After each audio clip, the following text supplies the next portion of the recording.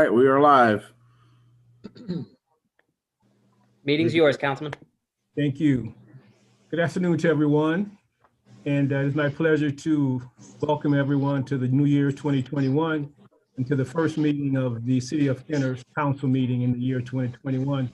We look forward to better days from last year, but realizing that the challenges that we have with our help, support from our God and all of our support, we will do better. We look forward to that.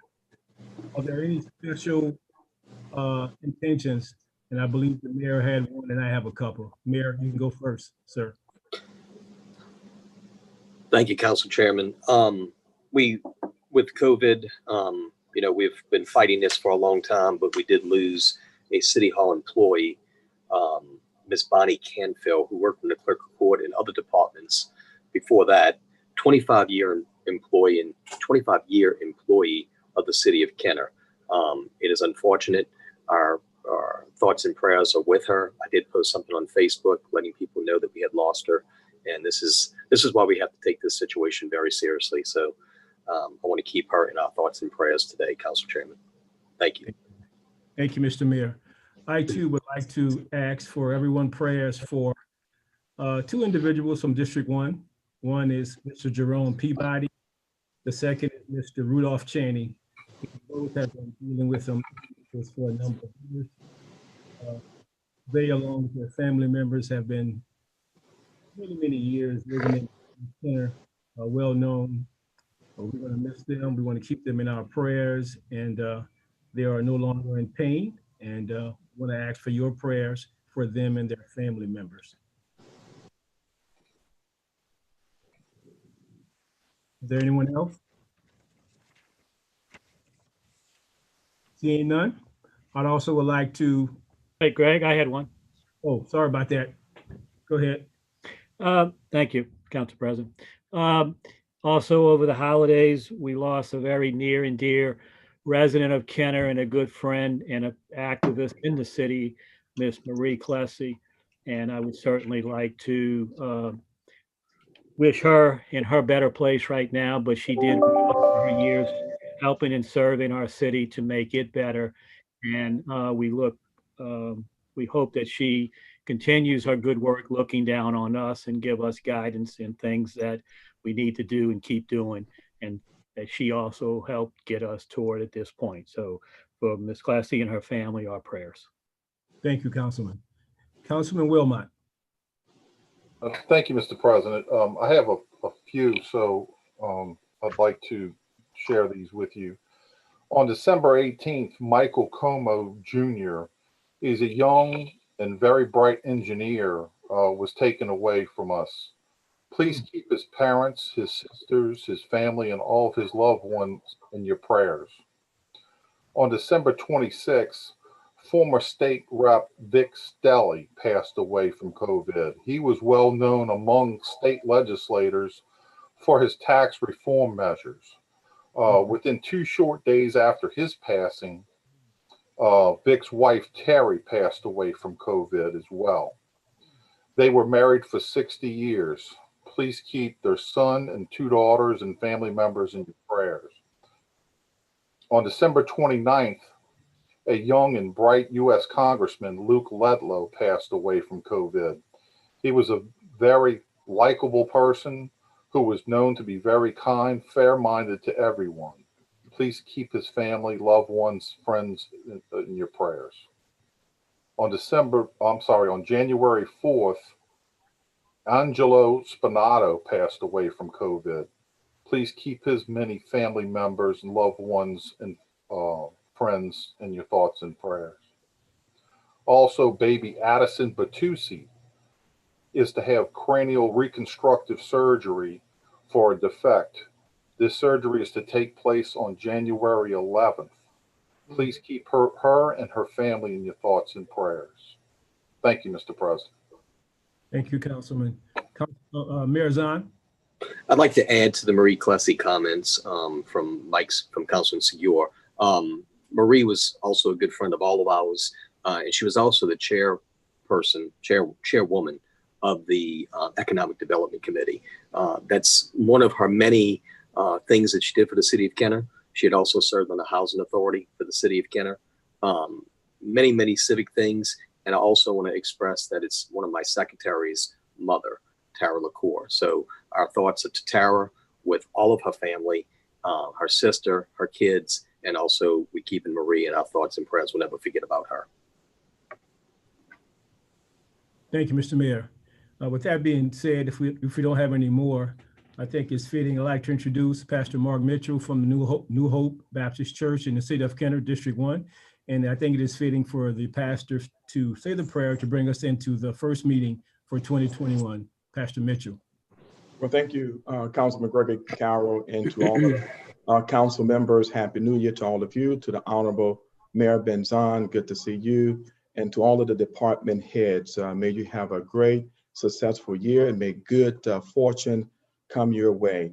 Just before I pray, could I ask the councilman who is serving as president in the council body, if I could read a passage of scripture? So much pain and hurt in our country, and there is no greater prescription to heal us than the word of God. And with your permission, I would love to read 1 Corinthians chapter 13, and there are 13 verses. If we could listen to this passage, I think we'll find great hope and strength and encouragement in this chapter. May I do that, please? Yeah, Pastor, by all means, I think it is fitting, and thank you for thinking of us in that way. Please do. Thank you. 1 Corinthians chapter 13, verse 1 says, though I speak with the tongues of men and of angels and have not charity, I am become as sounding brass or tingling cymbal. And though I have the gift of prophecy and understand all mysteries and all knowledge, and though I have all faith so that I could remove mountains and have not charity, I am nothing. And though I bestow all my goods to feed the poor, and though I give my body to be burned, and have not charity, it profiteth me nothing. Charity suffereth long, and is kind. Charity envieth not. Charity vaunteth not itself, is not puffed up, doth not behave itself unseemly, seeketh not her own, is not easily provoked.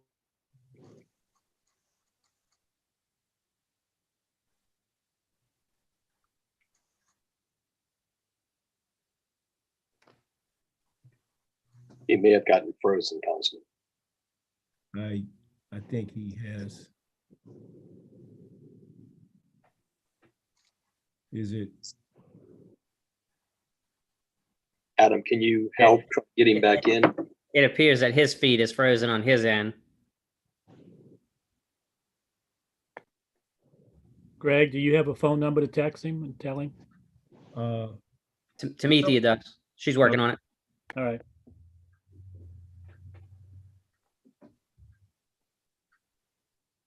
Thank you, Councilman.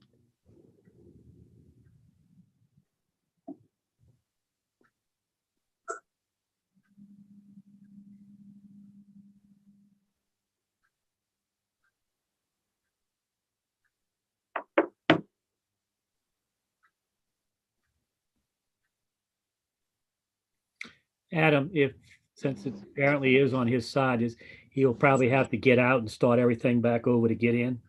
That's correct, Councilman. It looks like he's already out of the meeting. Okay.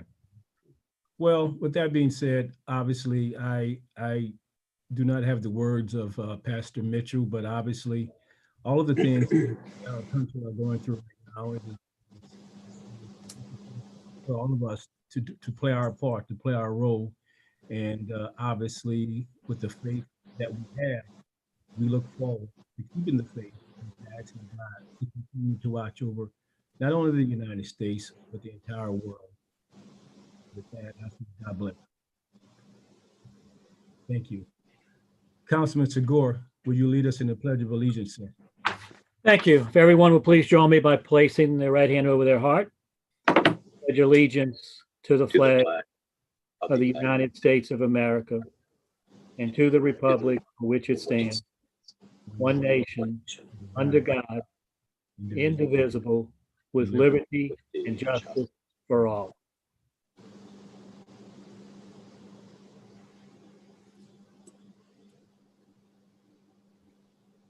Madam Clerk?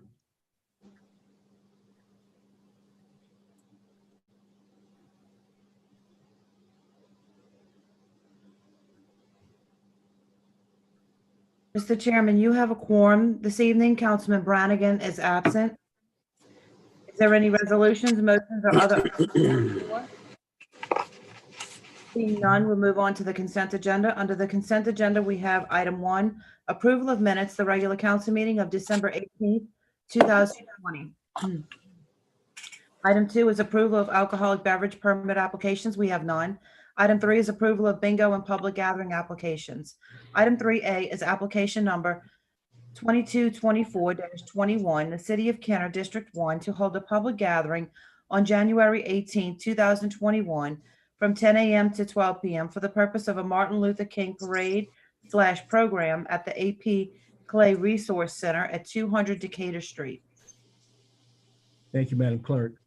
I would like to just make a couple of comments on that. Obviously, we all know on January the 18th, we will be honoring, celebrating, not only in the United States, but the world, a great man that brought this country closer together for everyone.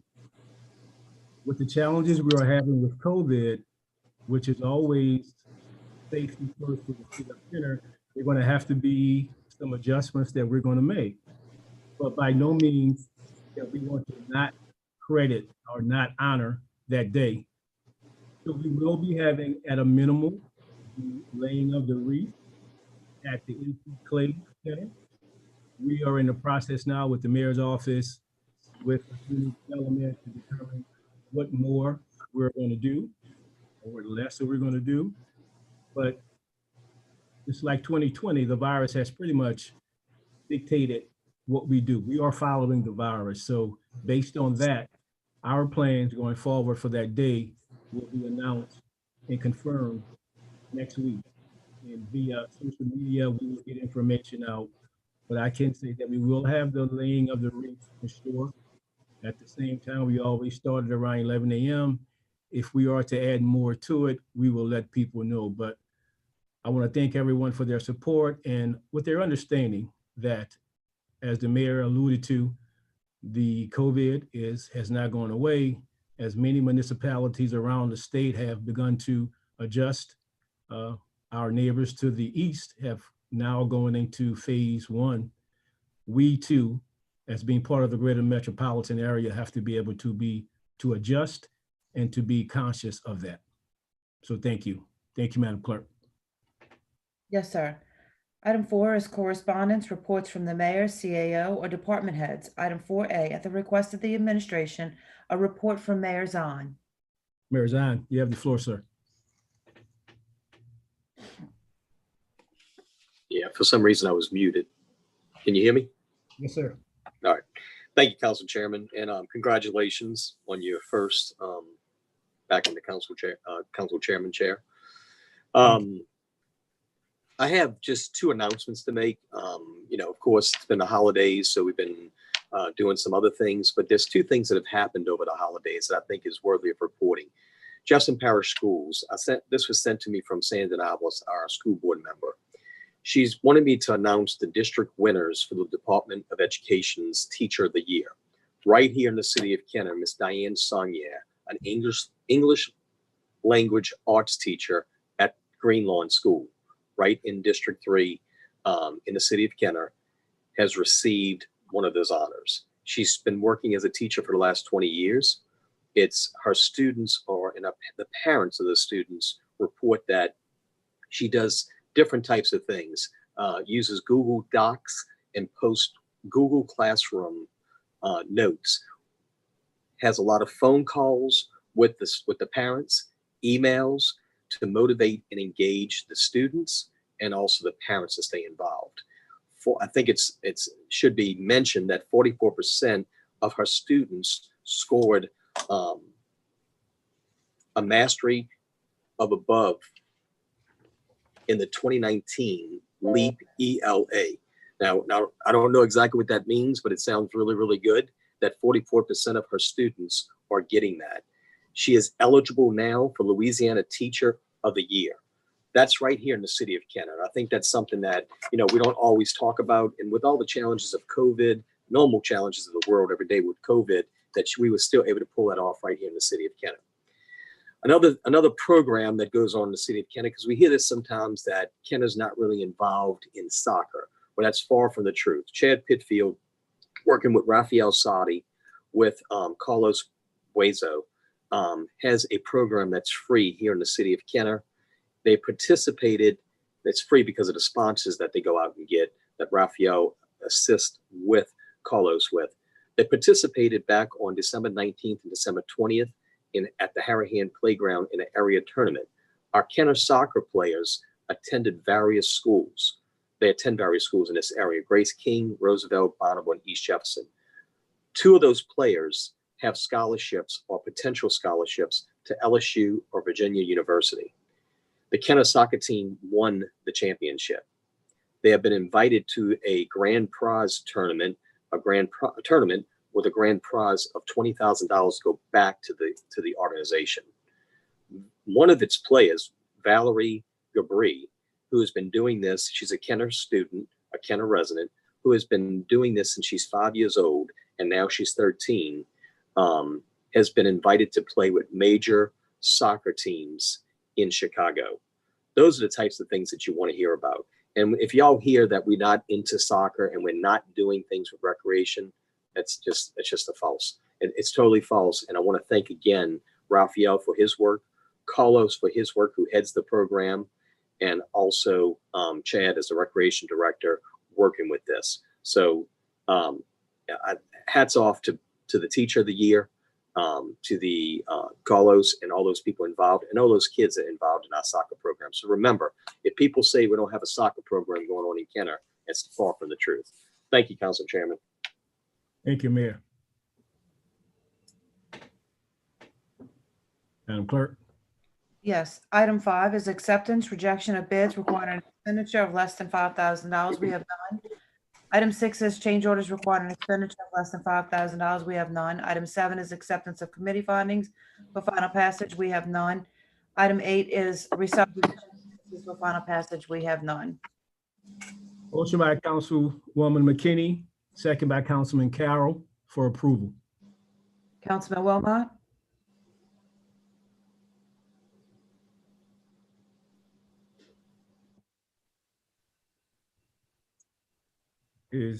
Look like he's frozen, or is he? He's looking for his unmute, but.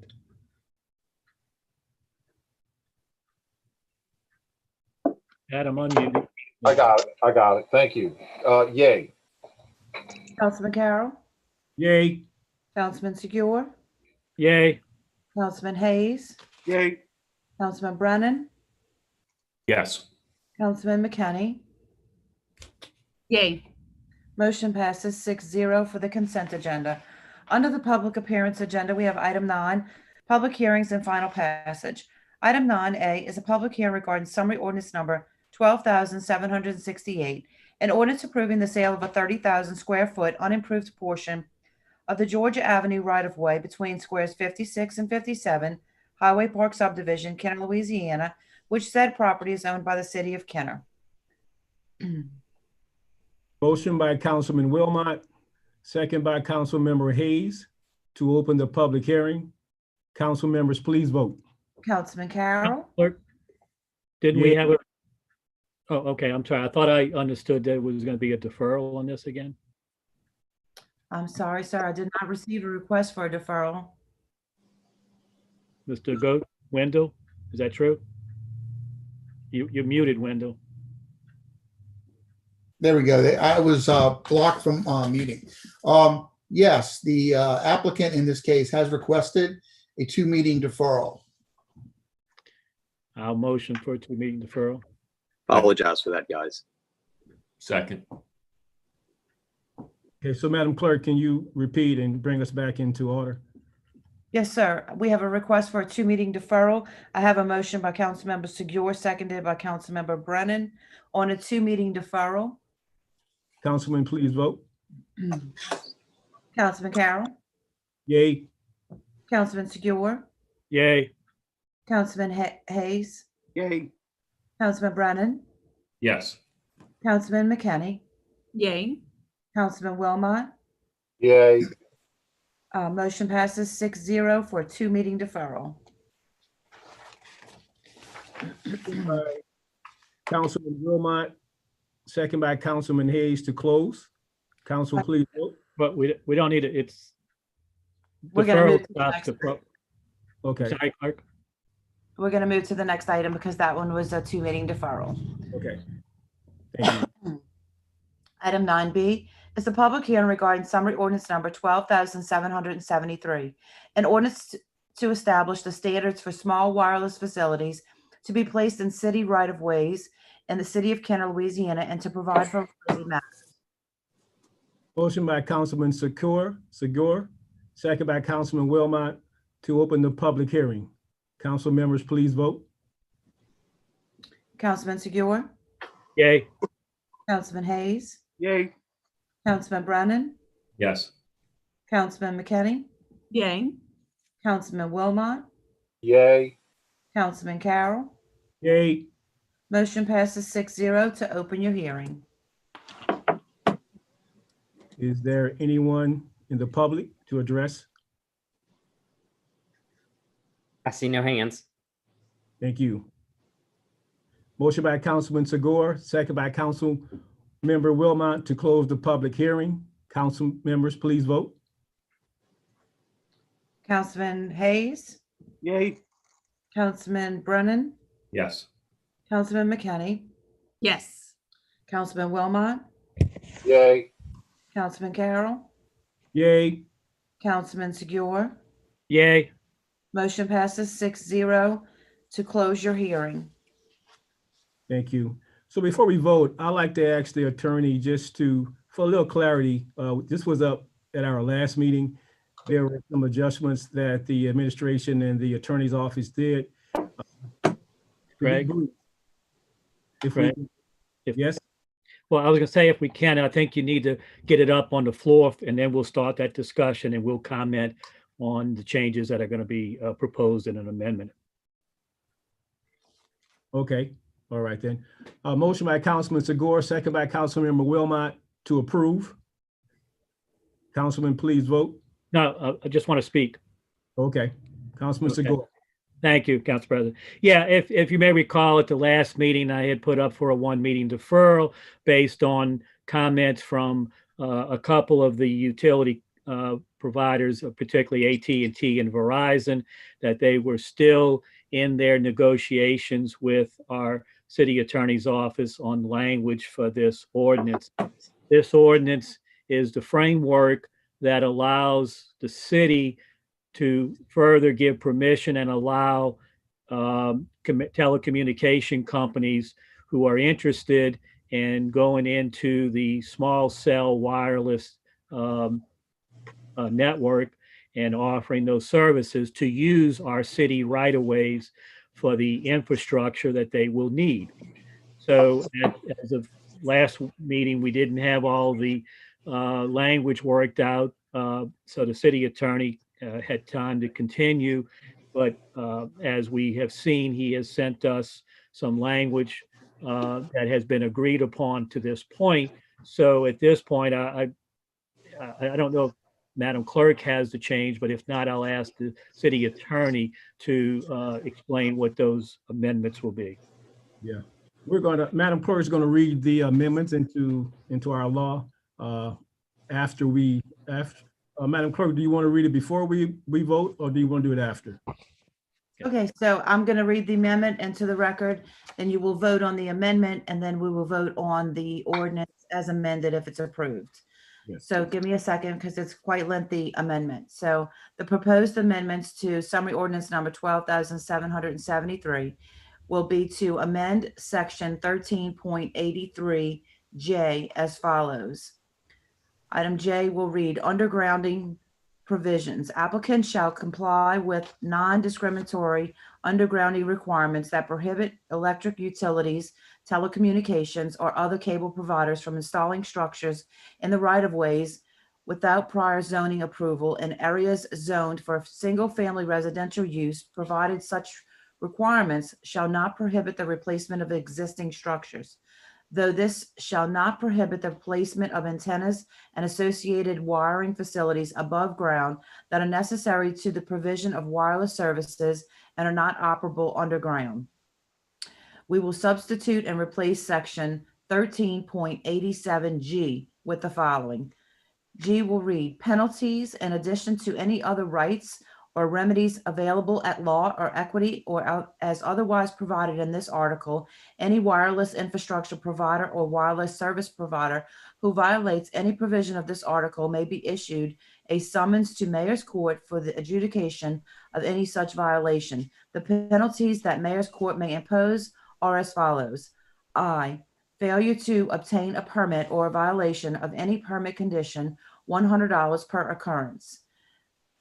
2, failure to complete construction within 1 year of the issuance by the city of the applicable site license, unless a longer period of time has been granted by the city, $100 per day. Item 3, failure to properly and substantially restore the public right-of-ways to their original condition following deployment of equipment in the public right-of-way, $100 per day. 4, a failure to adhere to the licensing, permitting, inspection, and installation standards and requirements, $100 per occurrence. 5 is failure to properly maintain the equipment in the public right-of-ways, $100 per day. 6 is failure to remove or relocate, either temporarily or permanently, equipment as required pursuant to this article, $100 per day.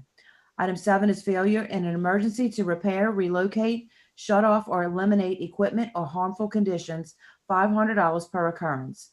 Item 8 is failure to move above-ground facilities or equipment to new poles or other above-ground structures as required pursuant to this ordinance, $100 per day. Item 9 is failure to pay for, keep, or maintain on file the required insurance or to provide evidence thereof to the city, $500 per occurrence. Item 10 is failure to remove or remedy graffiti within 30 days from receipt of notice by the city that graffiti exists on the equipment or any portion thereof, $50 a day. Item 11 is failure to comply with any other material requirements contained in this ordinance or any site licenses issued under this ordinance, $100 per day. Item 12, for any violation not listed here, the penalty shall be as provided for in section 1-9. We will also be amending section 13.90 to add the underlined sentence. After the completion of any such review, the city and the applicant shall review the findings of said review and determine if the applicant is in compliance with the terms and conditions of any such site license. We will also be amending section 13.91 fees and rentals as follows.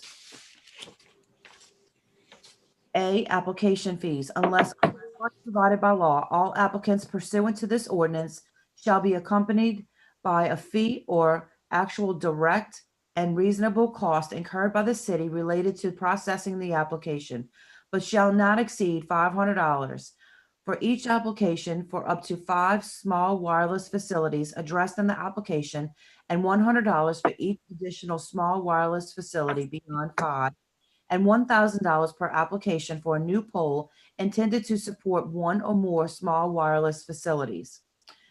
We will be deleting subsection D in its entirety.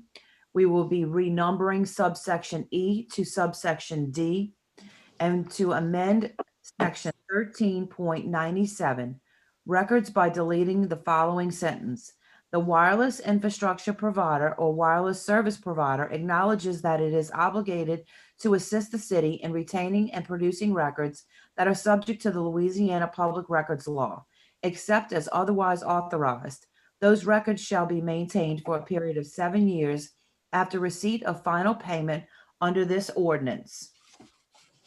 If I could have a motion and a second on the amendment, sir. Motion. Second. And before we vote, then I'd like to comment. Yes, sir. For 1 second, Councilman, I need to make one correction. Yes. In section 13.91 fees and rentals, subsection A, application fees, the sentence at the end of that paragraph is to be deleted. And that sentence that will be deleted would read, the amount of actual and direct and reasonable costs for application fees shall not include cost incurred in relation to third-party legal or engineering review of the application. That sentence will be deleted. Thank you, Attorney. Madam Clerk, did you get that? Yes, sir, I do have that. Councilman Segura? All right, thank you. And I apologize to the public for that lengthy amendment, but that is what it was necessary to get all parties to basically agree to this ordinance, which lays out, like I said earlier, the use of our right-of-ways for their infrastructure, which will hopefully then bring in a lot of good things for us as far as faster internet and other services. But in these amendments, there was a lot of commenting about penalties. There is or was still some dispute on whether we should have penalties in this ordinance, and the city attorney stayed firm on that, that we will need to have them. And in discussion with him, certainly have the same concurrence that we need to have some penalties just to give us the ability to enforce what they may or may not do on these right-of-ways. But we have come to an understanding that hopefully if this amendment and then passage of this ordinance takes place, the city attorney and I will get down and go back to work on a recommendation from the utilities that we remove penalties from this legislation, but create a blanket ordinance that covers penalties for all utilities, obviously not just the telecommunications, but certainly energy and gas or other entities that may want to use our right-of-ways, that we come back with a piece of legislation that has penalties to address all of those and not just label it in the telecommunications. So just want to make that clear that even though we have these penalties, we will come back and look to remove them, but with a new ordinance that will put it back in place so everyone has the penalties to address their work on our right-of-way. So with that, I encourage the passage of this amendment. Thank you, Councilman Segura, and obviously, thank you for your work too on this. You know, as technology changes, as companies evolve, particularly after what we're going through, that we're going to have to, in times, revisit things to be able to adjust. But thank everybody for their support from the mayor's office, the attorneys, and yourself. So unless there's any more, I think Councilman Wilmot's got his hand up. Oh, Councilman Wilmot. Thank you, Mr. President. Thank you, Mike. I just wanted to confirm either with the Ed Rapier or Mike Segura, Councilman Segura, if you will, just, and I want to make sure AT&T and both AT&T and Verizon, they were the ones who had some issues with it, and therefore we had the amendment. Does the amendment that corrects their concerns? I'll let Ed speak to more of that because a lot of their concerns was legal, not just technical, but this fines is what will affect the technical side, but I'll let Ed speak obviously on the legals. Look, To give you the short answer, Councilman Wilmot, I have an email from the general counsel for Verizon and Tim Pickering, I think is his name, who is the lead legal counsel for AT&T, who are satisfied with these amendments. Great. Okay. And they're not here today participating in this meeting, or are they possibly here? I just want to know if they are. I don't see them in the. Yeah, I searched around and I didn't see any of their names here, but I trust that since they have sent City Attorney Rapier, they're okay, that there was no need for them to expect anything different than what we've agreed to put forth. Great. Thank you both. Thank you. Thank you, Councilman Wilmot. And Attorney, if you don't mind sending that information to Madam Clerk so we can have it part of our record, would appreciate that. I'll be glad to send it to you, to the clerk, Councilman. Thank you. So unless there's any more discussion, council members, please vote on the ordinance as amended. We got to vote on the amendment first, Greg. The amendment. Also, let's vote on the amendment for approval. Councilman Brennan, Yes. Councilman McKinney, Yay. Councilman Wilmot, Yay. Councilman Carroll, Yay. Councilman Segura, Yay. Councilman Hayes. Yay. Motion passes 6-0 on the amendment. On the ordinance as amended, Councilman Brennan, Yes. Councilman McKinney, Yay. Councilman Wilmot, Yay. Councilman Carroll, Yay. Councilman Segura, Yay. Councilman Hayes. Yay. Item 9C is a public hearing regarding summary ordinance number 12,784. An ordinance authorizing a public hearing and approving amendment number 2 to the fiscal year 2020 annual action plan for the proposed community development block grant for the Community Development Department. Motion by Councilman McKinney, second by Councilman Carroll to open the public hearing. Council members, please vote. Councilmember McKinney, Yay. Councilmember Wilmot, Yay. Councilman Carroll, Yay. Councilman Segura, Yay. Councilman Hayes, Yay. Councilman Brennan. Yes. Motion passes 6-0 to open your hearing. Mr. Campo, is there anyone asking to speak? I see no members of the public. Thank you, sir. Motion by Councilwoman McKinney, second by Councilman Carroll to close the public hearing. Council members, please vote. Councilman Wilmot, Yay. Councilman Carroll, Yay. Councilman Segura, Yay. Councilman Hayes, Yay. Councilman Brennan, Yes. Councilman McKinney. Yay. Motion passes 6-0 to close your hearing. Thank you. Attorney Shaw, If we could get a motion on the floor for approval, and then we can have our discussion, sir. motion by Councilwoman McKinney, second by Councilman Carroll for approval. Council Thank you. members, please vote. No, Well, no. you can go ahead Now and you- have your discussion. You can have your discussion before you vote, sir. Okay. Discussion. Attorney Shaw, could you please enlighten us a little bit? Yes, in November, this I brought before the council, we received another allocation of $434,000 from HUD for activities related to coronavirus. We amended our 2020 plan to include those funds.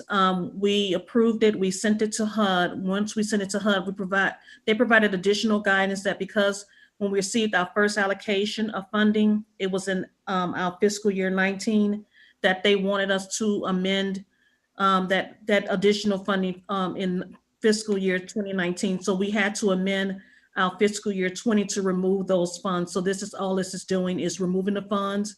And on next meeting, you'll have another ordinance that's going to be amending FY19 to add those funds of $434,000. So this is just to remove the funds from this year to the previous year per HUD's guidance. Thank you, Attorney. Madam Clerk, we are on the vote to approve, correct? Yes, sir. We're on the vote to approve. Councilman Carroll, Motion by Councilmember McKinney, second by Councilman Carroll to approve. Council members, please vote. Councilman Carroll, Yay. Councilman Segura, Yay. Councilman Hayes, Yay. Councilman Brannigan. I'm sorry, Councilman Brennan, Yes. Councilman McKinney, Yay. Councilman Wilmot. Yay. Motion passes 6-0 to approve item 9C. Item 9D is a public hearing regarding summary ordinance number 12,785. An ordinance authorizing a public hearing and approving amendment number 2 to the fiscal year 2019 annual action plan for the proposed community development block grant CARES Act CDBG-CV funds in the amount of $287,193 for the Community Development Department. Motion by, Mr. Chairman, we've received a request to remove the item from the agenda this evening. thank you. Motion by Councilmember McKinney, Councilman McKinney, second by Councilman McCarroll to remove from the agenda. Council members, please vote. Councilman Segura, Yay. Councilman Hayes, Yay. Councilman Brennan, Yes. Councilman McKinney, Yay. Councilman Wilmot, Yay. and Councilman Carroll. Yay. Motion passes 6-0 to remove item 9D from the agenda. Item 10 is opening of bids. We have none. Item 11 is reclassification of zoning for final passage. We have none. Item 12 is other ordinances for final passage. We have none. Item 13 is resolutions and motions by council members. Item 13A is a resolution temporarily suspending Council Rule Number 11 of the Rules of Organization, Business Order and Procedure of the Council of the City of Kenner and rescheduling the Kenner City Council agenda deadline to Tuesday, January 19, 2021 at noon for the council meeting of January 22nd, 2021. Motion by Councilmember McKinney, second by Councilmember Wilmot to approve. Council members, please vote. Councilman Hayes, Yay. Councilman Brennan, Yes. Councilman McKinney, Yay. Councilman Wilmot, Yay. Councilman Carroll, Yay. Councilman Segura. Yay. Motion passes 6-0 on item 13A. Item 15 is acceptance of contracts and similar matters approved by the mayor. Item 15A is summary ordinance number 12,780. An ordinance authorizing the purchase and assembly of 11 automated license plate recognition cameras and components in the amount of $136,576 utilizing State of Louisiana contract number 4400011241 with LA Tech LLC for the Kenner Police Department. Motion by Councilmember Brennan, second Chief. Yes, sir. Yes, I'd like to just make a comment on this purchase. It's a lot of money that we normally wouldn't spend at these times for equipment like this, but this is a grant we received to purchase this from the Port of New Orleans grant. It's a FEMA grant. And what it'll do, it's for license plate cameras that will be placed in and around the streets along the Mississippi River levee in Kenner. And back in 2015, we received a similar grant for the video cameras for the same area that we have up and running today. And all of it's designed to do is protect the river levee.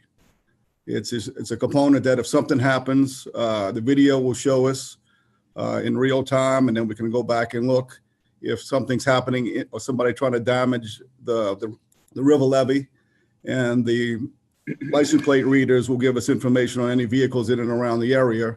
They're not going to be right on the river levee, but in the neighborhoods and streets in close proximity. So it's not going to cost the city $136,000 for these cameras. It does have a 25% match that on these grants, we normally use seized funds that are awarded to us through the years.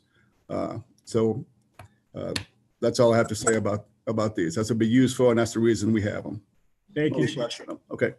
And for clarity, before the mayor start getting calls or any of us start getting calls, these cameras are not speed cameras. Correct? No, they're not. All they do is capture data as a vehicle passes. It runs it against the FBI, NCIC, the National Crime Information Center's database. If that license plate is flagged for some reason, I mean, there's several different reasons it could be flagged for, that's what alerts us. If the license plate isn't flagged for anything, the caller just passes and the computer just holds on to the information for a certain period of time before it's dumped. It's only used for investigative purposes only, and it's not speed cameras at all. Thank you, Chief. And I heard you the first time, but I'm sure somebody would have called back the mayor or myself or anyone else to address that. Councilman Brennan, you had a question? Yes, I just thank you, Chief, for the information and all the work that your men and women do. And I guess if you don't mind, just I suppose with all the events of recent times, I don't know that you have any statistics or information, but obviously you're a proponent for these, and I would think these cameras have helped with a lot of investigation in our city as well as other places. Yes, they do. They actually, that's pretty much the byproduct of having these. We put them in places to protect the river levee, but when there's crimes committed in and around the areas of these cameras, we're able to go back and get information. As most of you are aware, the homicide at the Shell station, it was pretty much solved, almost solved. We were in the parking lot of the suspect's apartment due to the fact of crime cameras and the residential cameras owned by the residents of Canada. They have them on their houses. So these things are very beneficial to us when something happens. Thank you, Chief. Thank you, Council Chair. Arizona. Councilman Carroll, your point is well taken, but look, the comments are being made already. I applaud the chief for what he's doing with this. I applaud the Kenner Police Department for this, but I think the bigger issue right now is not that there's possibly speeding cameras, we get those calls, but there's some individuals, which I guess are just idiots because they don't realize what these things are doing. They're already making comments about it. So some people are still gonna call you, Councilman Carroll, and all the council and me, saying that they don't like these cameras no matter what, because they feel like it's Big Brother. I'm gonna applaud the chief one more time for this. We know about the Shell incident. When I was a parish councilman, I'd send some money to the chief on this. I'd send it also to Sheriff New Norman at the time, because I believed in this in the city of Kenner and also unincorporated. So again, it's a good move for those individuals that are out there knocking it, not because it's speeding cameras, but because they feel like it's a Big Brother thing. I think it's ironic, Chief, that you're able to use criminal money, 25% of it, to catch criminals. So again, great job. I appreciate it. And Mayor, to your point, obviously there are going to always be critics about that, but for someone who has lived, born and raised and family members, for someone that knows there's a school, AP Clay, along the river, there's other schools, there's churches, there's communities. It is always good to know there's the East Jefferson Levee District that's also there. It is good to feel that extra sense of security that is given by this. And I would like to thank the chief for this, for reaching out and to be able to support not only the people who live along that corridor, but everyone passes there throughout the city of Kenner at some time within a month. So we look forward to this extra support, and thanks to Chief again for looking out for us. Thank you. Councilman Wilmot. Yes, sir. Thank you, Mr. President. And Chief, as far as these cameras are concerned, there's 11 of them. All these are dedicated towards the river project? Yes, when we fill out the grant application, we have to identify the locations where these cameras are going to be placed. So before it's approved, it's got to be beneficial to the Port of New Orleans in the river levee system. So that's why they have to be, in close proximity to the Mississippi River levee. And as you indicated, the far majority of this is paid for by grants, and with some that is left over that we pay for, but it's done through money that's seized. Yes, the money that we use has to be used for law enforcement activities, and this is what we buy automobiles with it and equipment like this. Thank you for your work, Chief. Okay, thank you. Are there any more discussions? If not, motion by Councilman Brent. Mr. Yes? Brown has his hand raised as well. Okay, thank you, because I didn't see him on the screen. Mr. Brown, you have the floor, sir. Thank you, Mr. Chairman. By the way, congratulations on being elected council chairman. Chief, you answered most of my questions, and I appreciate it. I do understand what these cameras are and the purpose of them. I have followed the ALPR cameras, the automatic license plate reading cameras, for years, and have generally fought them and have testified against them in the state legislature several times. And the state legislature has killed proposal for them several times, and other states are reining them in mostly because of security concerns, privacy concerns, retention questions as far as how long the data is kept, misuse of it, data being leaked out, being used sometimes for civil purposes, divorce courts, etc. But do I understand correctly? Then these cameras are going to be used pretty much along the levee or the River Road, Jefferson Highway. Is that correct? That's correct. They're going to be in the neighborhoods in and around Mississippi River Levee. Okay. And a question though about the Kenner's policy, the retention policy. How is the data saved? Who has access to it? And how long is it retained? Our IT director here at the police department has access to it, and the supervisors in our detective bureau have access to the information. Not every police officer has it. It's not, to be honest with you, I don't even access it because I wouldn't know how to get into the system to get it. And we keep it for roughly 3 months before it purges itself out the system. Chief, thank you. I believe, give me 1 second to look at my notes, but I think that answers my questions pretty well. I did not know until I heard your comments earlier that these were to be used along the levee and what the purpose is. I appreciate your comments. Thank you very much. Thank you, Mr. Brown. Mayor Zahn.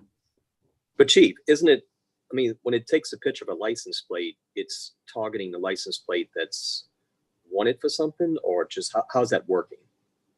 No, if it captures a license plate, it runs it against a database. And if there's nothing attached to the license plate, it just stores the information. In roughly 3 months, it purges itself.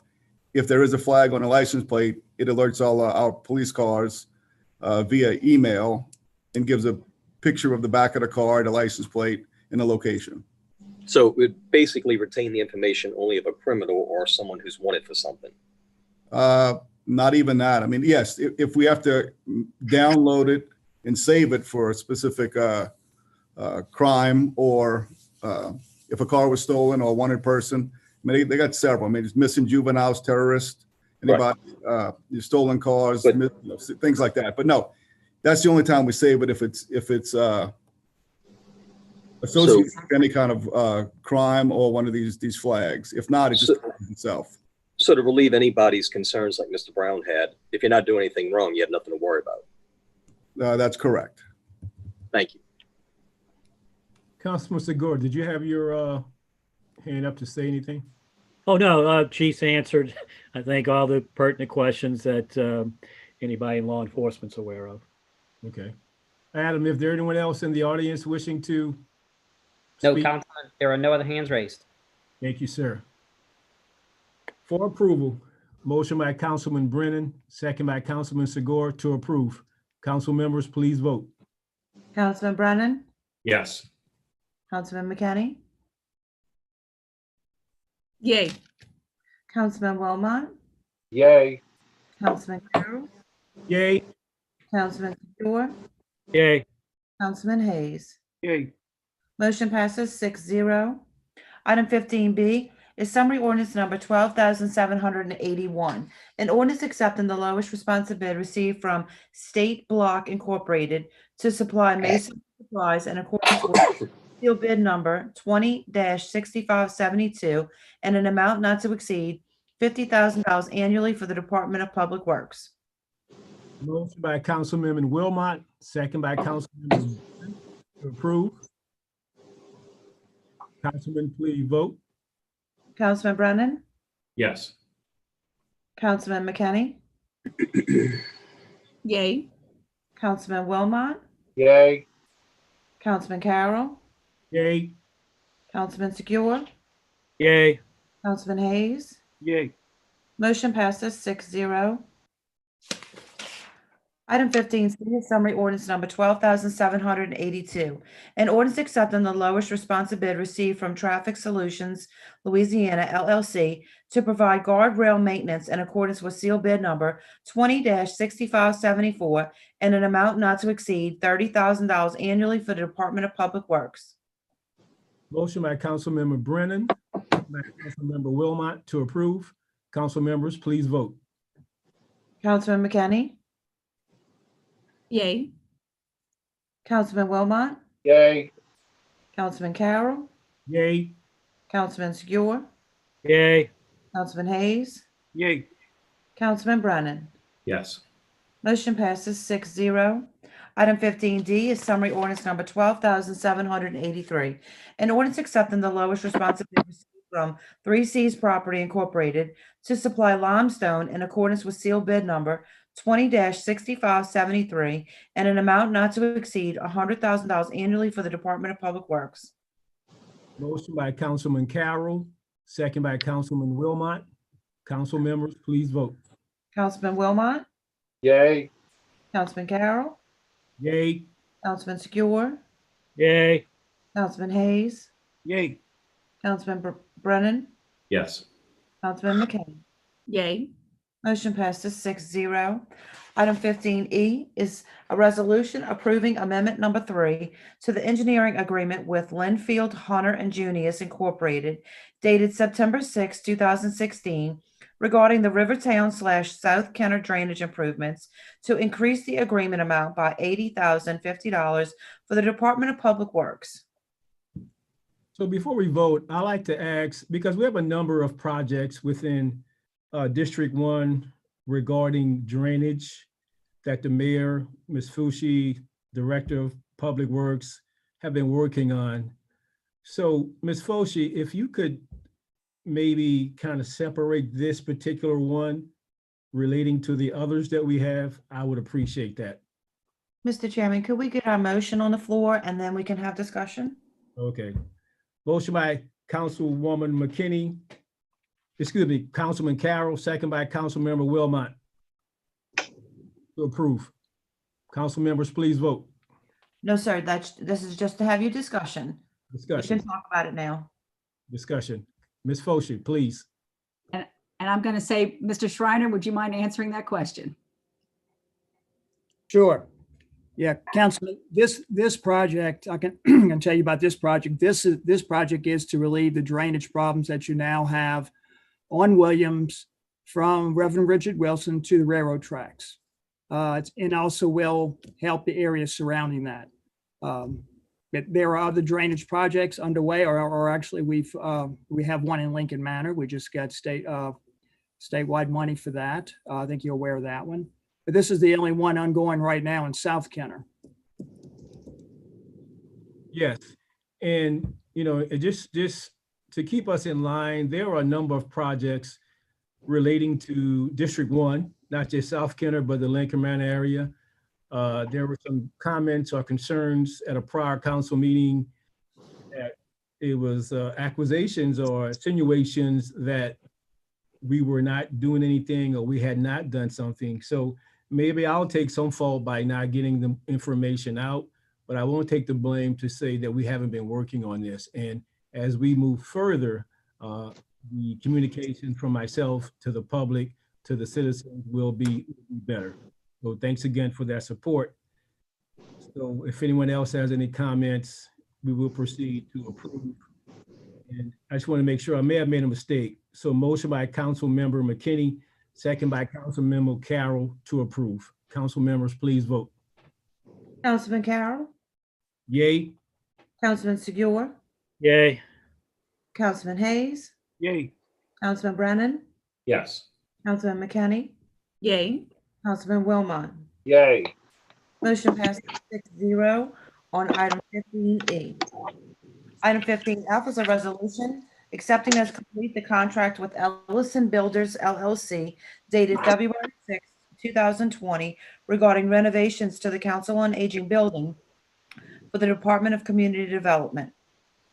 Motion by Council Member McKinney, second by Council Member Carroll to approve. Council members, please vote.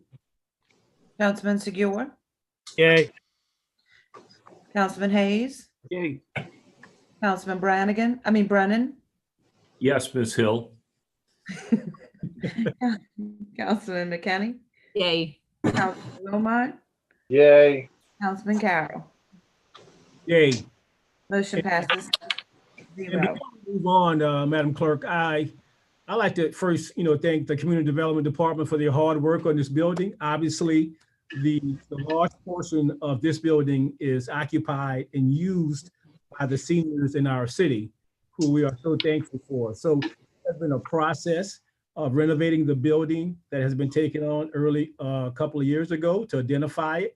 We have made numerous changes to it.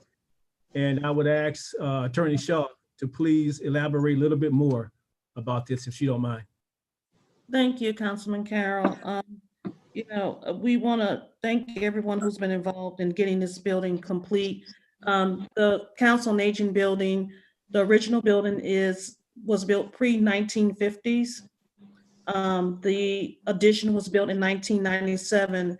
So there were significant renovations that needed to be made to comport to new rules, to provide for accessibility for our seniors who are the primary users of the building. So with the accessibilities we've made to the outside, to the inside, I think when we are able to open up the building, I think our seniors will be happy with the changes we've made. Also, there was some issues with the Board of Health. We've now rectified those, and everything has gone through State Fire Marshal. So we're in compliance in that aspect too. So I just want to take this time to thank all the departments that helped out and helped me get to this point. Just with the roof, I had Chad Pitfield and Mark Lorioso helping out just to cut trees because we couldn't do the roof without the trees, so we would void our warranty. So there were so many people who were involved in getting this project done, because like I said, we need to make sure that we have our seniors come back. They're in a place that can accommodate their needs, and I think they're going to be happy with the changes that we've made. And I thank you, Attorney. And this is another one of those diamonds in the gym, a diamond that a lot of people don't talk about in the city of Kenner, because it is well known in South Kenner. This is a location where we have parties, we have celebrations, we have repasts, we have a number of things. So to be able to upgrade this building that was built in the 1950s is nothing but a plus for the city of Kenner. And Attorney Shaw, if you don't mind, if you would, at our next meeting, maybe bring some pictures of before and after so we can see the improvements for this building. And I definitely will, Councilman Carroll. I couldn't get my email to open with the pre-pictures. So we'll definitely, we'll give those to the council to see what we've done. And hopefully in the future and post-COVID, we can have a grand a rededication of the building under the administrations of Mayor Zahn, and also under your under the District 1, Councilman Carroll. I think we need to let the public know what we've done and how we've made changes to the building. Hey, fantastic. And we look forward to it. And if you could share that information with me and the Madam Clerk, so we can be prepared the next time we have it, I would appreciate that. Thank you. Madam Clerk. Item 16 is ordinances and resolutions in summary for first reading. Item 16A is an ordinance approving the plan of re-subdivision of parcel S, Wood Lake subdivision, Kenner, Jefferson Parish, Louisiana, into lots S1, S2, and S3. Item 16B is an ordinance approving the plan of re-subdivision of lots 22, 23, and 24, square 26, and lot 12B, plot 12, into lot 12-B1, plot 12, Crestview Office and Industrial Park. Item 16B is an ordinance approving the plan of re-subdivision of lots 7 through 16 and an 11,250 square foot unimproved portion of California Avenue between squares 505 and 506 Highway Park subdivision. Item 16B is an ordinance accepting the lowest responsive bid received from Beacon Air Conditioning for repairs to the air conditioning system at Children's Castle in accordance with telephone bid number T20-2781 and the amount of $14,620 for the Department of General Services. Item 16E is an ordinance accepting the lowest responsive bid received from Barrier Construction Company LLC to supply asphaltic paving materials on an as-needed seal bid number 20-6578 and an amount not to exceed $60,000 annually for the Department of Public Works. Item 16F is an ordinance accepting the lowest responsive bid received from Carlo Detta Incorporated to supply ready-mix concrete in accordance with seal bid number 20-6576 and an amount not to exceed $75,000 annually for the Department of Public Works. Item 16G is an ordinance accepting the lowest responsive bid received from TI Contracting LLC doing business as Trucking Innovations LLC to supply batch of dirt and sand delivered on an as-needed basis in accordance with seal bid number 20-6577 and an amount not to exceed $70,000 annually for the Departments of Public Works and Recreation. Item 16, ordinance accepting the lowest responsive bid received from RAMJ Construction LLC to provide concrete flat work in accordance with seal bid number 20-65 and an amount not to exceed $125,000 annually for the Department of Public Works. Item 16I is an ordinance accepting the lowest bid from Clubs Property LLC for improvements to the Annie Washington Transitional Housing Building in accordance with bid number 20-6553. Item 16J is an ordinance authorizing a public hearing and approving amendment number 3 to the fiscal year 2019 annual action plan for the Professional Development Block Grant, CARES Act, CDBG-3, funds in the amount of $434,252 for the Community Development Department. Item 17 is reports from the council and our special committees. I don't see any hands up. I'd just like to thank the General Services, Recreation, and all of the individuals that have supported the Christmas in the Park in Rivertown. Again, even with the conditions for COVID, it didn't stop us from putting the lights up. It didn't stop the businesses around there, the restaurant, particularly Gendusas, people attending the restaurant, leaving the theater, leaving to go walk in the park. And with very little information to pass on to the people in the park, people understand that the social distancing, the mask, they wore that, particularly the adults, not so much the children, the little children. But it's a testament to what we have done to get that information out to people. So thank you guys for that, the fantastic part. Every year's our intention to add to it. We added a Santa Claus with alligators sled, so it was real nice. And I want to thank Ms. Fauché and Mr. Mark for their participation and my assistant for picking out that particular ornaments for it. So thank you guys. I do not. Item 18 is new business. We have none. Item 19 is unfinished business and a motions to reconsider or remove from a tabled position. We have none. Item 20 is persons wishing to address the council on special subject matters. Adam, do we have anyone? We do. Mr. Al Morella is up first. Mr. Al, happy new year. 4260 East Loyola Drive, 5th District, 49 years. Coronavirus numbers. Total number of tests, 4,575,038. Positive cases, 338,050. Negative cases, 4,236,988. Recoveries, 280,373. Now, I got a question for Doug Dope, but I'm not going to yield my time unless they stop it, and they're not going to do that, so I won't yield. I'd like to know, Doug Dope, we got 31,678 positive cases in Jefferson Parish. I want to know how many of those cases are in the city of Kenner.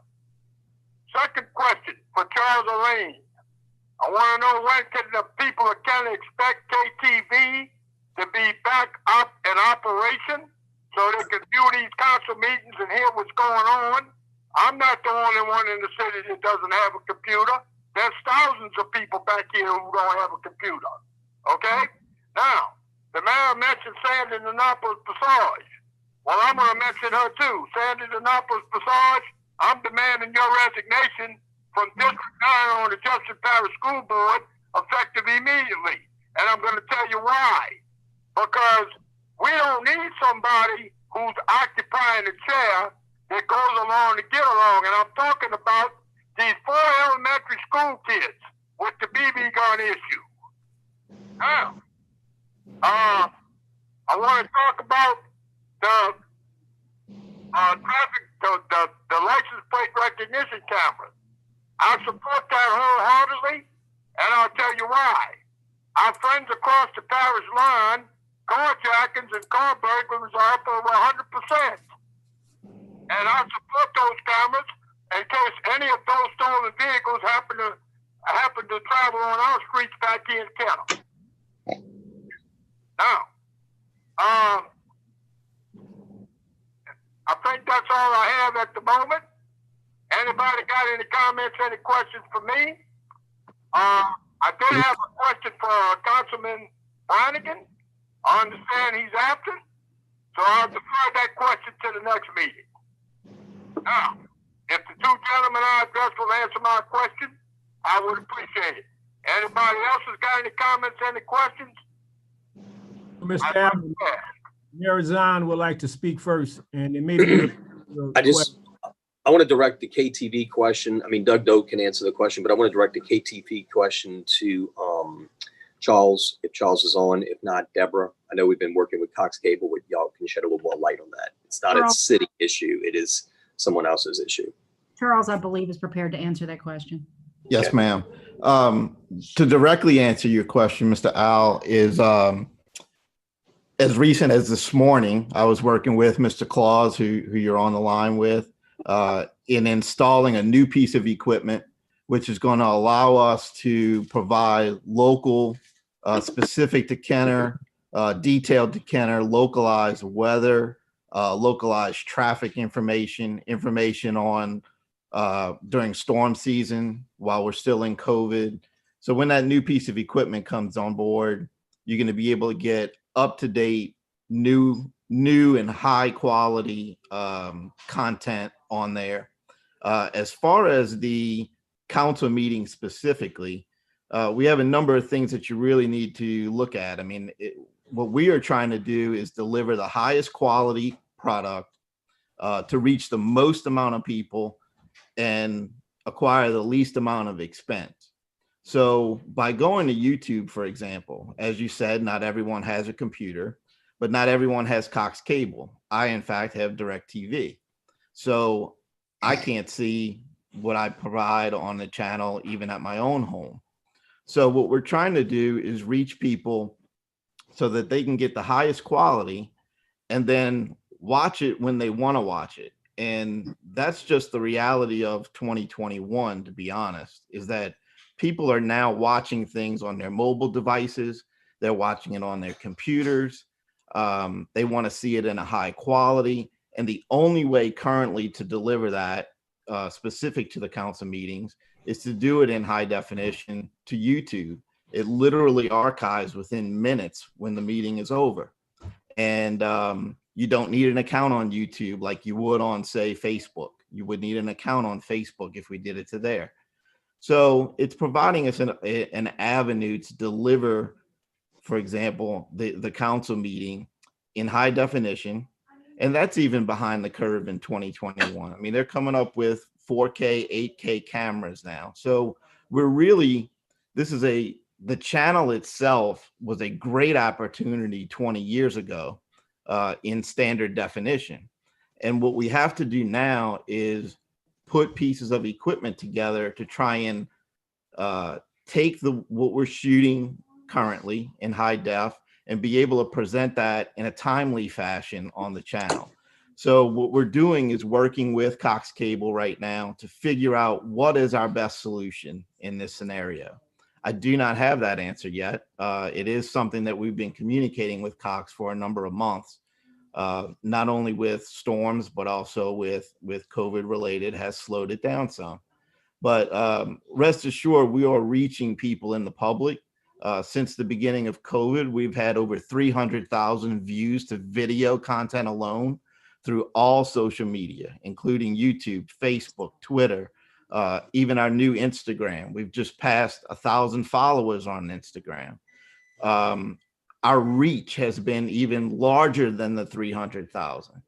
And we've put out a tremendous amount of content to inform the public on storms, both as they approach, as they're coming through.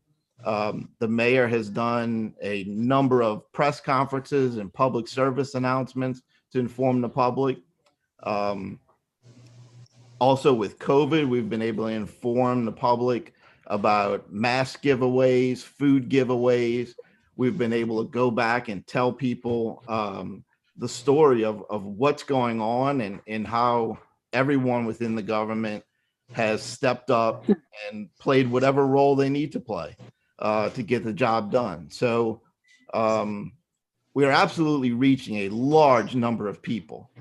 Specific to Cox, we are in progress of trying to come up with the best solution possible to deliver content on the Cox channel. So I will be able to give you further information as we progress with that for sure. Mr. Al, you still there? Yes. I just thank Charles. I just thank you for that information. Yes, sir. Thank you. Thank you, Charles. And, you know, and to your point, we have been able to and continue to get information via the YouTube and other social media. And to Mr. Al's point, and as a lot of citizens, constituents in District 1 who are more senior or not internet savvy, the channel is a means of getting information, particularly during the storm season. So within the next 30 days, for the council, you can let us know where we are. And obviously we want to present a high quality product, but we look forward to that to be able to offer. Sure. You may not be able to access myself. Thank you, Charles. Yes, sir. Thank you, Mr. L. Adam, anyone else? Mr. Chairman, if I could give the information Mr. Morella requested. Yes, sir. Okay, so in the city of Kenner, the state has reported 5,445 cumulative total cases, and that is as of Monday. Thank you very much, Doug. Councilman Haynes. Hey.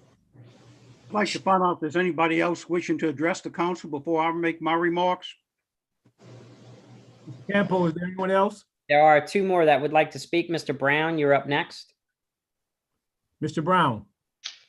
Thank you, Mr. Campo. Thank you, Mr. Chairman. 2 or 3 comments. First off, Chief, I want to Chief Glazer, I want to thank you again for the information on the ALPR cameras. They're not what I had thought these were going to be for, and I do appreciate that. And I hope I did not come across as urging their defeat. In fact, and I commend you on the retention policy and some other things you said. And also, I've got a comment for the council clerk, for Natalie Hall. Natalie, I called you a couple of weeks ago about something, and I just wanted to tell you that what I said in that call still stands, and thank you very much. And my final comment has to do with fireworks, and I didn't set my timer, so I don't know how much time I have left. But there have been, I keep up with what's going on Facebook and on Nextdoor, and there are a tremendous number of complaints about fireworks going off, not just on New Year's Eve and the 4th of July, but on the days, plural, days leading up to New Year's Eve and leading up to the 4th of July, all hours of the day and night. And a lot of us know, I know the chief knows, the mayor knows, that for the last several weeks, there have been some sort of really loud explosions that people think cannot possibly be ordinary fireworks. And I just want to urge the mayor, the council, and the police chief to please get together. Let's try to do something about this. I'm practical. I know fireworks are against the law. I grew up with them. I know people are going to shoot them off at least twice a year on New Year's Eve and the 4th of July. and those two dates happen to be just about exactly 6 months apart. Personally, I can tolerate them on those two occasions. You know, I've got pets. I have medication to tranquilize them.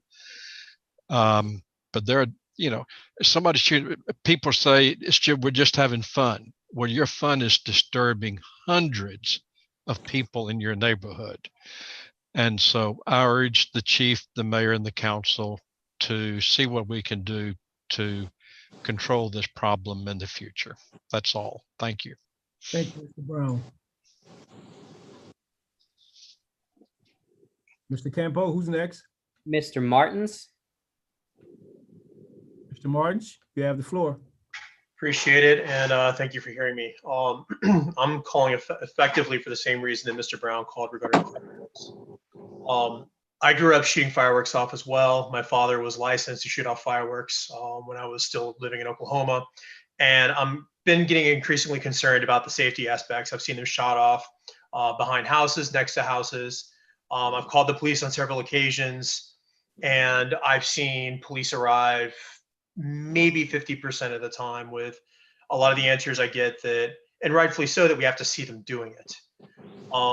But a lot of the fireworks that Mr. Brown are talking about are commercial grade or display grade fireworks that you see like the city of New Orleans set off hundreds of yards away from people. But I mean, it's happened. It started just with 4th of July in January, and then it moved to football games, and then it moved to basketball games. And then it's whenever they feel like shooting them off. And I mean, I've got 2 dogs. I have a friend of mine who's a Marine who served in Iraq, who reacts poorly to fireworks. And I've kind of like Mr. Brown has, I've said things on social media and been taken aback significantly by the fact that I'm called an old person, a Karen, and all kinds of other nonsense. When I mean, my goal is, this is a neighborhood. You know, this isn't a frat house, and I'm honestly tired of it. You know, I'm tired of waking up at 3 o'clock in the morning when I have to go to work at 5:30 because someone wants to shoot off a couple rockets. And again, I'm not going to complain about New Year's Day or the 4th of July. I mean, I know people want to enjoy that. I mean, understanding it's against the law, but I mean, just the other 363 days of the year just really aren't appropriate. And I called my councilman and he told me to call in here. That's really all I have to say. Thank you, Mr. Martins.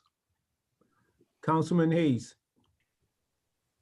Thank you, Mr. Chairman. I just wanted to see if anybody was going to address the question of fireworks.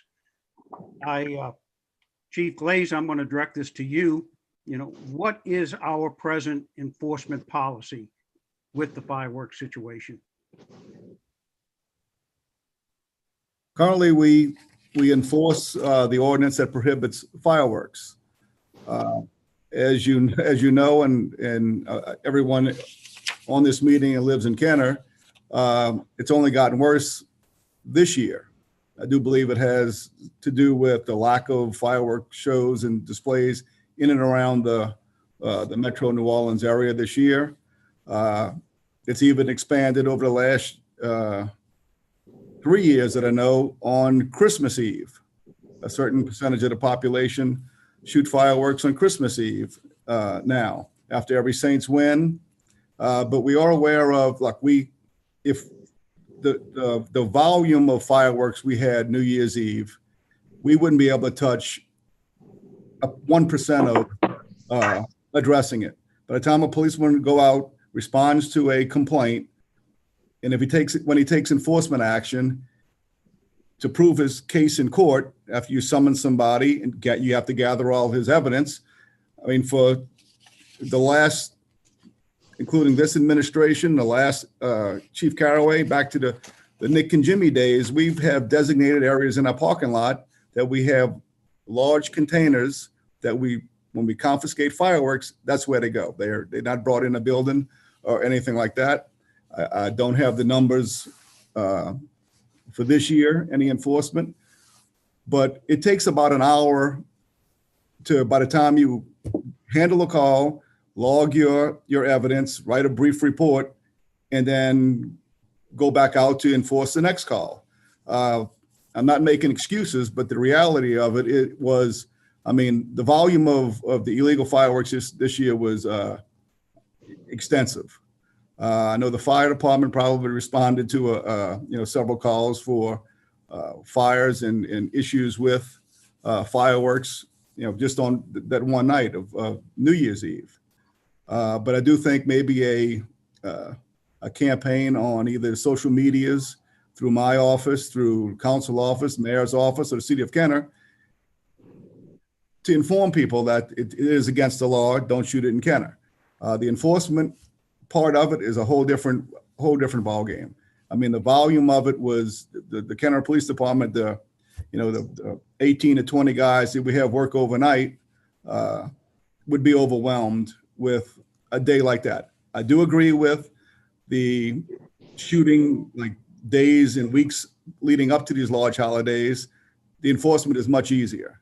I'm also aware, because I was, can't say a victim of one, but I was standing in front of a business in Kenner where an automobile drove by and threw one of these large explosive devices, whatever it was, in the median, and then by the time we figured out what it was, the car was, long gone, into the neighborhoods. But it's a tremendous, concussion and flash. But in this case, it was thrown out of a moving automobile. So we're still trying to identify exactly what it is and who's doing it. And to get back to another thing is, if they pass any of these license plate cameras, it makes it a lot easier for us to identify a possible suspect or a vehicle involved in it. Like I said, I'm not making excuses of the lack of enforcement or the type of enforcement we do. It's just, it's overwhelming on several of these days during the year. Did we respond this year, New Year's Eve, to any of the calls to your office? I'm sure, yes. We never not respond to a call for service. I do know that if the radio room or communications call center is overwhelmed with fireworks, they put on a list and we handle them as they come in. Look, I mean, it comes in, and the early ones are much easier to address. If a policeman comes out, I heard the gentleman say that they got to see somebody doing it.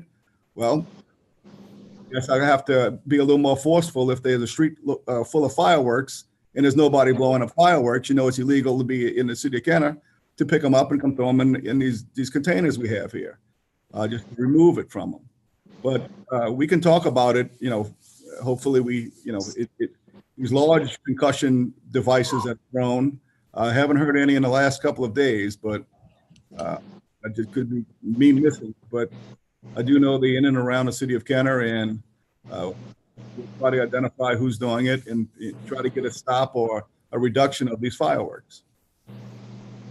I think we're also seeing a mindset of not cleaning up after the fireworks. I've had that experience on my block in Palm Vista. Mr. Rapier, if somebody is caught with the fireworks and a summons is issued, do we have a penalty in terms of if they do go to court? Yes, sir, Councilman, we do. I was just trying to pull up Unicode, but for some reason my web browser won't pull it up. I can't tell you why at the moment. But the specific penalty, the fireworks ordinance doesn't have a specific penalty, so that refers you back to section 1.9 of our code of ordinance. And if I'm remembering it correctly, it is a penalty of up to $500, and there is also a jail component, but I don't remember the jail component off the top of my head. And I had heard that perhaps the police department had been able to write some summonses, whether they had or they hadn't. I have had a discussion with my prosecutors and made it clear that that those cases would be tried, that we would not enter into a diversion agreement on anything like that. Those would be tried. And Councilman Hayes. And I'd be glad to work with the chief to see if we can come up with some ways to shorten some of the evidence requirements and whatever we need to be able to try these cases. That's fine. We can talk about that. But Councilman Hayes, the large concussion devices that we're trying to identify, I believe, fall out of the realm of just a normal firework.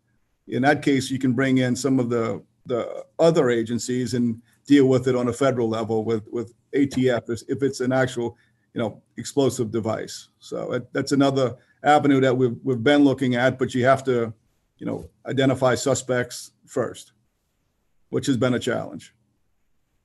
Well, I suggest we try as hard as we can. I mean, if we just do a certain percent, 1%, I mean, the mindset would be that word would spread that this is a problem. It obviously is. And looking at social media, we see how much of a problem it is. But thank you all. And let's try to work together to get a solution to this. It's only going to get worse. The Saints keep winning in the next couple of weeks. We'll see how bad it's going to be. When they won the Super Bowl, I think they were doing it for every touchdown. Thank you, Councilman. Thank you. Thank you, Councilman. Thank you, Chief. And, obviously this is something, I compare this to me receiving calls from trucks driving through the neighborhood. Well, when the truck is gone, it's kind of hard to identify the particular vehicle because now they're gone. The same with the fireworks. Also, the proximity that we are with the river parishes, that where it's allowed to sell it and people buy them there coming to our city. And in my neighborhood, what I've noticed is on those 2 nights, New Year's and the 4th of July, most parents are out with their children. Whatever they don't shoot that night, that next day and the next couple of days, the children have a tendency to go out themselves to pop it. And, we try to explain to them that you can't do it, but we are speaking to sometimes, most times, children. But I do like what the chief said about maybe coming up with some type of campaign that K76 and all of us can do. Because I remember years ago when there was a big problem of people firing firearms. And it was a Greater New Orleans effort to try to get that message out to people to stop doing that. And a lot of that has stopped. So I think we can do something. And as Councilman Hayes said, to reduce the percentage of it will be beneficial to all of the pet owners and people who would have to put up with the inconvenience. Thank you very much. Councilman Segura. I noticed the fire chief a moment ago might have wanted to say, I'd like to call up the fire chief to give us any insight of any fire incidents, not just New Year's Eve, but on any of these opportunities where people are shooting these fireworks. Chief? Thank you, Councilman. So far this year, we hadn't had any incidents of fires involving fireworks. We've had a couple of fires, residential fires, but they were totally unrelated to any firework activity. We've had a couple of trash fires that we can't pinpoint exactly say that fireworks started the trash fires. So for me to specifically say we had anything related to the firework activity, that's not accurate. All right, because, as we all do, our watching of social media, I noticed there's been some discussion of garbage cans that were melted and down to the ground. More than likely someone picking up spent fireworks, thinking that the fire's out, throw them in their can, and the can then ignites. You didn't have to roll on any of those instances? Like I said, we had a couple of those, 2 that I've identified that were trash can fires, that sort of thing. But to say that a firework caused that fire is something that we can't say specifically on the record. Okay. Thank you. That's all I wanted to know. Thank you, Councilman. Mr. Campo, do we have anyone else in the audience? I see no other hands raised, Councilman. Madam Clerk? Council President. Oh, yes, sir. Yeah, Chief. I just wanted to address a question that was posed to me last meeting by Mr. Teff, and I didn't have the answer for him at the time. He asked about the response times for the temporary station as opposed to when it was at the permanent station on Loyola. So we run the numbers specifically for the city to see how we're responding where the city is concerned, and I hadn't had the exact numbers for that station, so I have them tonight for him. That when the station was on Loyola, our average response time was 4 minutes and 59 seconds, and with it being at the site that it is now, they're 5 minutes and 12 seconds. So we have about a 13-second increase for the station as a whole. So, Mr. Campo, is Mr. Teff part of the meeting tonight? He is here. I am. Okay, Mr. Teff, Happy New Year's to you. Happy New Year's to y'all.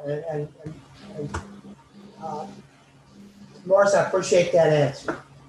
Because that's what I was trying to find out is, if we were doing any better, about the same, and that tells me where we're at. And it looks like the new station is working. I'm sorry, Mr. Teff, what was the last thing you said about the new station? I said, it looks like the new station is working the way that it was planned to work, that it wasn't going to be much time difference between meeting the call factor than what it was when it was on that road. So that was part of the problem when we first went into that area, the fear that it would increase the time to adjust a call. But it looks like that's not going to be the case. No, I don't think it's going to be the case, Mr. Teff. Like I said, we are about 4 blocks away from where the other station was. But